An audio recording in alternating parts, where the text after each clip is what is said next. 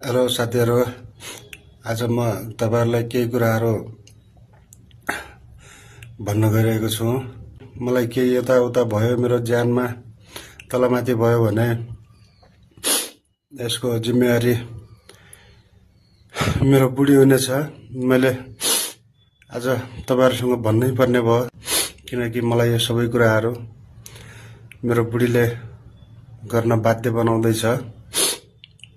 तपाईहरु सबैजनाले यो भिडियो जति सक्दो शेयर गरिदिनु होला साथीहरु। आज बाध्य भएर यो भिडियो रेकर्ड गराउँदै छु। सबैजनालाई अनुरोध गर्न चाहे,